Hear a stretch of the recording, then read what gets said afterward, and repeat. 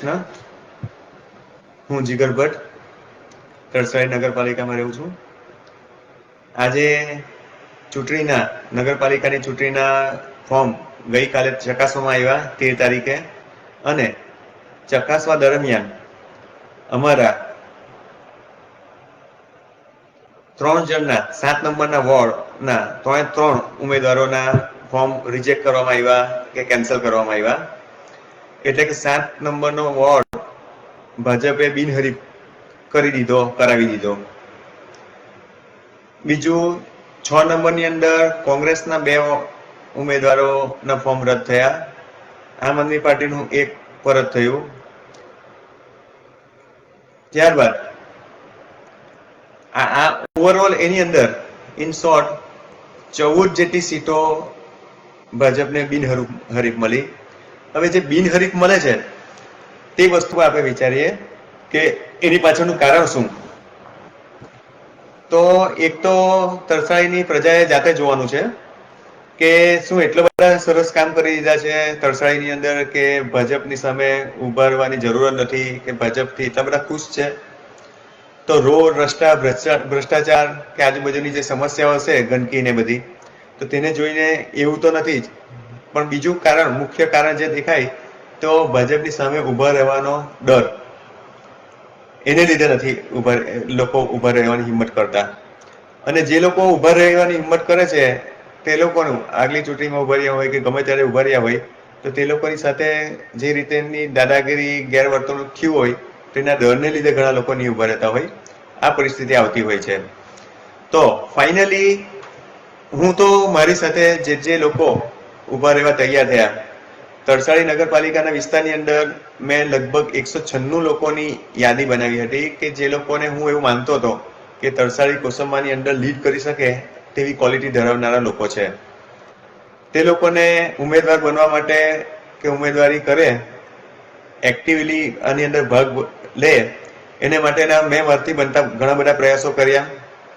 લોકોને કન્વિન્સ કરવાની કોશિશ કરી કે તમે ઉભા રહો, ડરવાનું છોડો, નોકરી ધંધા રોજગારમાં કંઈ તકલીફ પડશે, આ લોકો ધાક ધમકી આપશે, તમારા પર હુમલા કરાવશે, કંઈ પણ કરે, પણ તમે ડરવાનું છોડી દો અથવા તો ડરને સહન કરીને પણ ઉભા રહો. ઘણા લોકો લોભ, લાલચ કે કંઈ પણ વસ્તુ હોય, પણ તેની અંદર પણ કોઈ પણ કન્ડિશનની અંદર આપણું યોગ્ય જગ્યાએ સ્ટેન્ડ લેવું જરૂરી હોય છે. કે જ્યારે આપણે સ્ટેન્ડ નથી લેતા તો એનો અર્થ એવું છે કે તમે ખોટાની સાથે સાથ આપતા ગણાવો. ઘણા બધા સામાજિક આગેવાનો, ગુર્જર ક્ષત્રિય સમાજ હોય, ક્ષત્રિય સમાજ હોય, કોળી પટેલ સમાજ હોય, SC સમાજ હોય, આદિવાસી સમાજ હોય કે પ્રજાપતિ સમાજ હોય, દરેક સમાજના જે મને ધ્યાનમાં હતા કે જે મારા ધ્યાનમાં આવ્યા હોય તે ઘણા બધા લોકોને મેં હમેથી પોતાની રીતે કન્વિન્સ કરવાની ઘણી ટ્રાય કરી. અને પણ દરેક એની અંદર એક હાવ એટલો હોય છે, ડર એટલો હોય છે કે કેટલીક જગ્યાએ, જે દાખલા તરીકે કોઈ જગ્યાએ બિનહરીફ થાય ને કોઈ ઉમેદવાર નહીં મળે તો એ ફક્ત મારે માટે શરમજનક બાબત નથી, કારણ કે મારા માટે શરમજનક ઘટના પણ કહેવાય કે મારી કોશિશમાં મારી લોકોને કન્વિન્સ કરવાની ટ્રાયમાં કંઈ કમી રહી ગઈ હશે, અથવા લોકોને જાગૃત કરવામાં મારી કંઈ કમી રહી ગઈ હશે કે જેને લીધે હું મારા ઉમેદવારો નહીં ઉભા રાખી શક્યો કે નહીં ટકાવી શક્યો. પણ આ મારા તરફથી મારી જે ભૂલ હશે તે તો હું સ્વીકારું છું. પણ આ સમાજે પણ જોવાની વસ્તુ છે કે આપણે આ કેવા સમાજની રચના કરી છે કે જેની અંદર સામાન્ય ચૂંટણી જેવી વસ્તુમાં ઉભા રહેતા પણ લોકો અચકાય, ડરે. તો અને જેને મેં કન્વિન્સ કરવાની ટ્રાય કરી હશે, તો આજે જે બિનહરીફનું લાંછન આપણા તરસાળી નગરપાલિકામાં લાગ્યું કે આટલો બધો ભ્રષ્ટ વ્યવહાર, આટલા મોટા ભ્રષ્ટાચાર થયા હોય, અવ્યવસ્થા સર્જાઈ હોય, જો હુકમી હોય, દાદાગીરી કરી હોય, ને તેવા સંજોગોની અંદર પણ બિનહરીફ ભાજપને સીટો જાય તો એ ગામ માટે ને દરેક સ્વાભિમાની લોકો માટે ખૂબ જ શરમજનક બાબત ગણાય. અને ખાસ કરીને અમારા આદિવાસી સમાજ જે છે તરસાળી નગરપાલિકાની અંદર વસતા, તે લોકો માટે તો અત્યંત શરમજનક બાબત ગણાય કે ઘણા બધા મુદ્દાઓ હતા કે આદિવાસી સ્મશાન ભૂમિ છે તેના પર જ્યારે અવાજ ઉઠાવવાની બાબત હોય, બોગસ આદિવાસી સર્ટિફિકેટની મેટર હોય, કે આદિવાસી લોકોને ફક્ત આદિવાસી મિત્રોને ફક્ત બુટલેગર બનાવ્યા હોય, સારે રોજગાર નહીં આપ્યા હોય. કેમ બીજા સમાજના લોકોને હાઈવાને એની અંદર સેટ કરી દીધા, તળાવ ખોદવામાં સેટ કરી દીધા, ફક્ત આદિવાસી સમાજને કેમ ફક્ત બુટલેગર બનાવ્યા? અને બુટલેગર બનાવીને પણ આ લોકોએ લટકતી તલવાર કે તમને ગમે ત્યારે પાસામાં નાખી દેશે એવી ડરને લીધે, અથવા તો તમને પોલીસ હેરાન કરશે, કટકીખોરી કરશે, આ બધા ડરને લીધે તમને લોકોને મોહરા બનાવે છે અને તમને કટપુતળીની જેમ તમને યુઝ કરે છે. તો આ સંજોગોની અંદર સૌથી મને આની અંદર જે ખરાબ બાબત લાગે છે તરસાલી નગરપાલિકાની અંદર, કે જે આદિવાસી સમાજના લોકો છે તેમાંથી મને ઉમેદવાર ખૂબ જ ઓછા મળ્યા. અને બે ત્રણ ઉમેદવાર મળ્યા પણ, અને તેમને આપણે એ પણ તેની અંદર એવું હતું કે લેડીઝ સીટ હતી, મહિલા આદિવાસીની સીટ હતી, એસટી સીટ હતી, કે જેની અંદર મને મહિલા ઉમેદવાર સમયસર નહીં મળી શક્યા. અને જે બીજા પણ જે ઉમેદવારો હતા, ઘણા બધી જગ્યાએ એવું પણ બન્યું કે ઉમેદવારોની એવી શરત હતી કે મારા રિલેટિવ છે કે મારું સર્કલની અંદર કોઈને ભાજપમાં ટિકિટ મળશે તો હું લડીશ, ભાજપમાં મારે નહીં મળે તો હું લડી શકું, ને મળે તો હું નહીં લડું.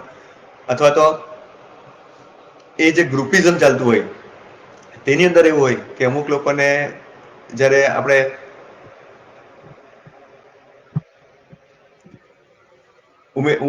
અમુક લોકો ઉમેદવાર હોય તો અમે નહીં લડીએ.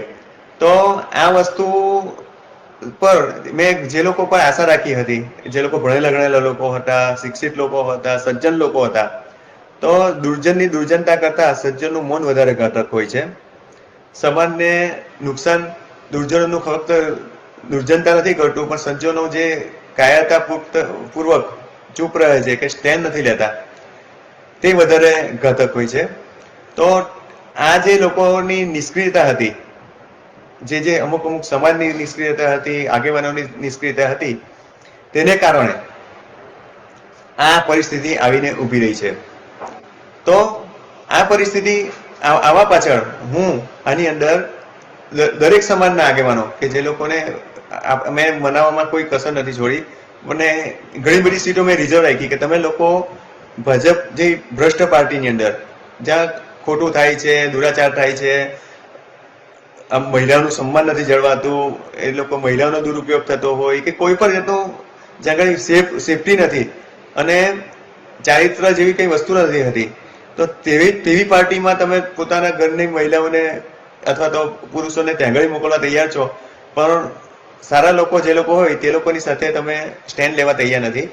તો આ પણ પ્રજાએ જાતે વિચારવાની વસ્તુ છે. અને એક સીટ માટે જે લોકો ભીખ માંગતા હોય, કોઈ એક બબ્બે સીટ માટે ભાજપ જેવી ભ્રષ્ટ પાર્ટી પાસે ભીખ માંગવી, ને જ્યારે અમારી જે પાર્ટી હતી તેની અંદર સામેથી આપણે મળતા હોય કે સારા સારા લોકોને, શિક્ષિત લોકોને સામેથી તૈયાર કરતા હોય કેન્ડિડેટ બનાવવા માટે.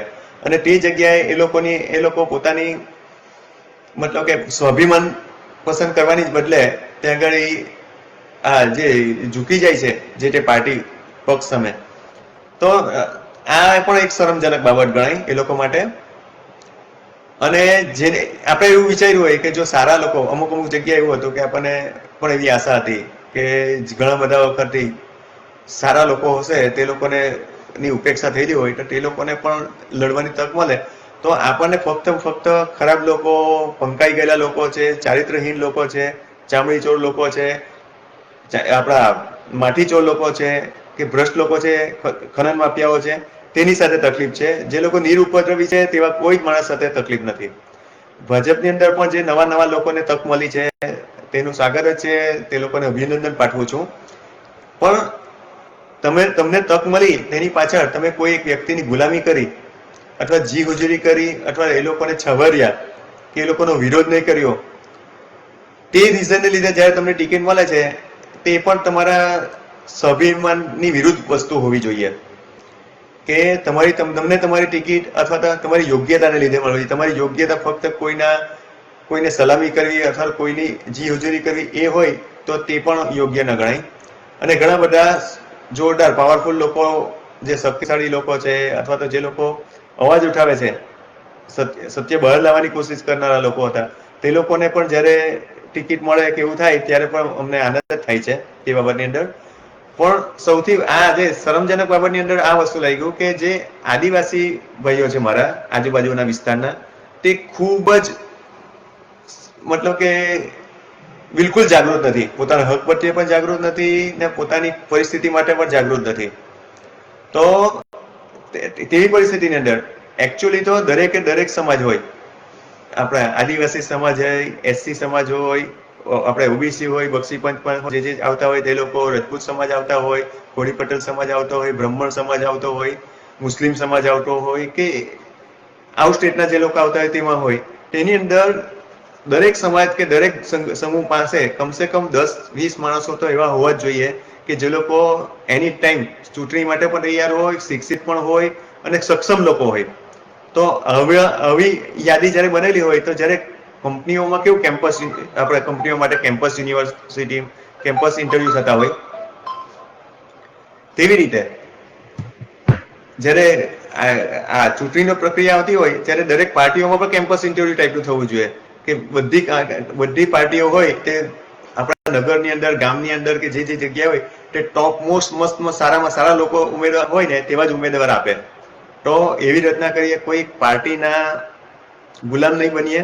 નહીં, પાર્ટીને બધું ફક્ત સિમ્બોલ માટે હોય છે કે જ્યારે નગરપાલિકા હોય કે મોટી જ્યારે ચૂંટણી લડાતી હોય ત્યારે સિમ્બોલની જરૂર હોય છે, નહીં તો બધા અપક્ષ ગણાય.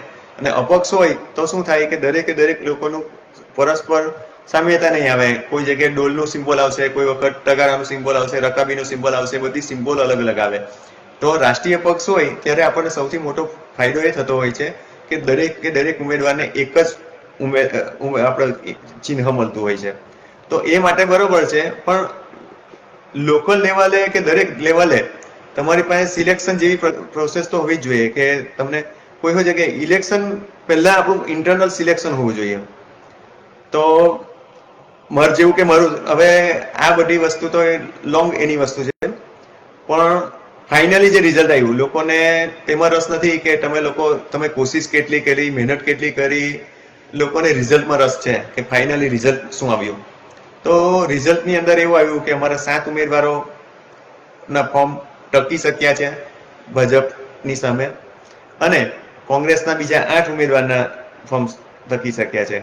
અને ઇન્ટરનલ રીતે હું એવું માનું છું કે અમે એવી વ્યવસ્થા કરવાની કોશિશ કરી કે અમારા પણ વોટ પણ નહીં કપાય, અને જે અવાજ ઉઠાવનારા લોકો છે કે મેં 5 વર્ષ 10 વર્ષથી જે લોકોને અવાજ ઉઠાવતા જોયા છે તે લોકો થોડા ઘણા કોંગ્રેસ સાથે જોડાયેલા હોય તો તેવા લોકો હોય, અને કોઈક બીજા પણ સામાન્ય આપણે નવા લોકો હોય તો તે લોકોને આપણે એવી ઈચ્છા રાખી છે કે જે લોકો ત્યાં લડતા હોય ત્યાં આગળ અમે એ લોકોની સામે ઉમેદવાર નહીં રાખીએ, પણ તે લોકોને પણ સાથે લઈએ, એવી પણ અમે કોશિશ કરી છે.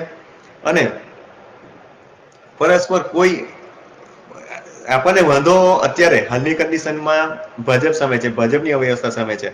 એટલે દરેક પક્ષમાં દરેક સમાજે જો વિરોધ કરવાનો હોય તો શાસક પક્ષનો કરવાનો છે. અમારો તો કોઈ વિરોધ નહીં, અમે કોઈ સત્તા ભોગવી નથી કે અમે કોઈ ખોટા કામ પણ નથી કર્યા, એટલે અમારો વિરોધનો તો કોઈ પ્રશ્ન નથી ઉભો થતો.